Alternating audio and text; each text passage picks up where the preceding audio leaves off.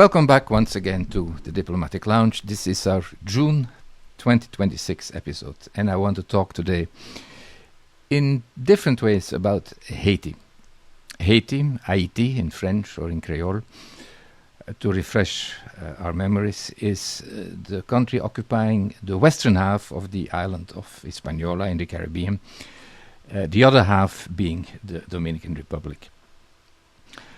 Now, Haiti is not the Caribbean country I've known best in my professional life. I never lived there for extended periods of times, but I worked there occasionally. I absorbed a lot of information, made friends there, and even walked around by myself in Port-au-Prince, the capital, in 2005, which was considered a rather dangerous thing to do in that city where there were at least 20 kidnappings a day, and diplomats were among the favorite victims with the illusion that we would bring certain ransoms.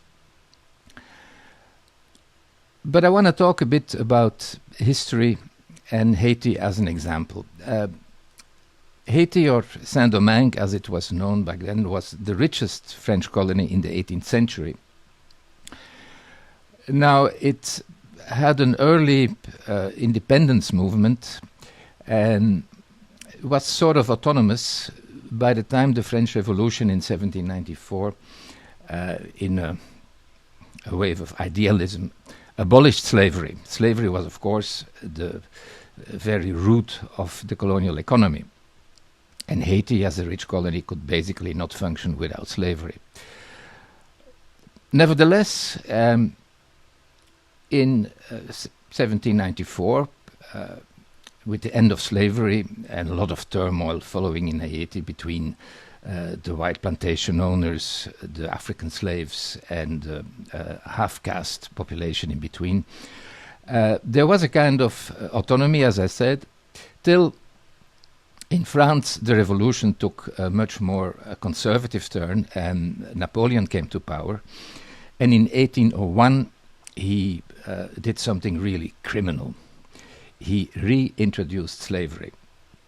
The consequences of that in Haiti and elsewhere, but especially in Haiti, were catastrophic. There was an extended civil war, setting every class and every color against every other color.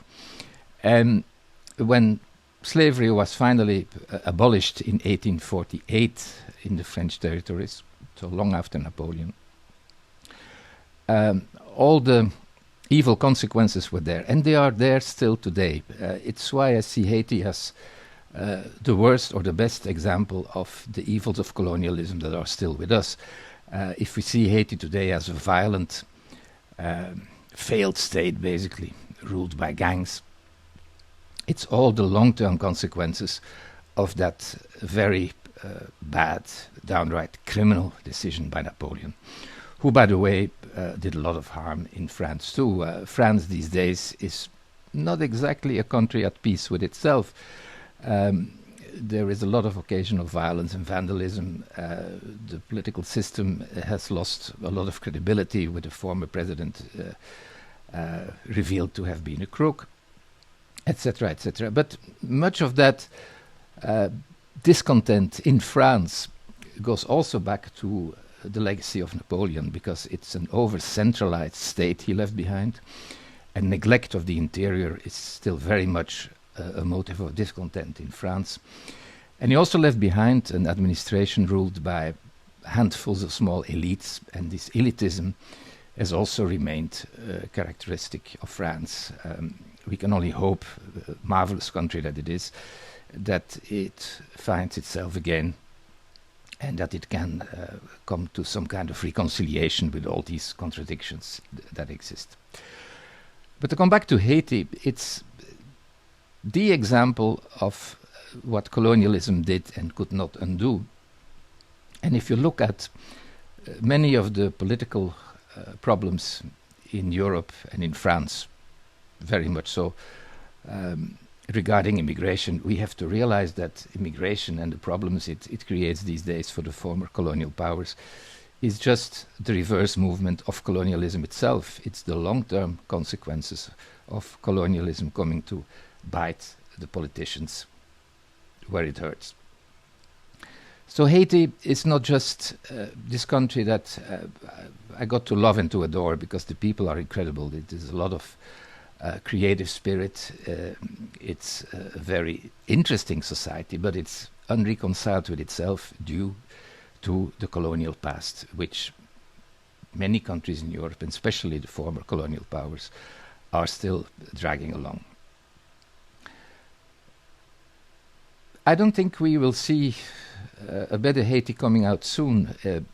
Port-au-Prince was also the place where I saw all the ineffective aspects of United Nations peacekeeping and nation-building operations. The UN operation I witnessed close by, MINUSTA, which was supposed to stabilize Haiti, was extremely counterproductive, and later on even responsible for the spreading of a cholera epidemic, etc. It was even before the catastrophic earthquake that devastated Port-au-Prince in 2010. So Haiti is on my mind for all those reasons, as an example and a paradigm of what colonialism did, the evil colonial did in the long term. Also, as unfortunately an illustration of the ineffectiveness of the UN in terms of peacekeeping and nation building. And in the end, not to be too judgmental, but also a way of looking at France since Napoleon.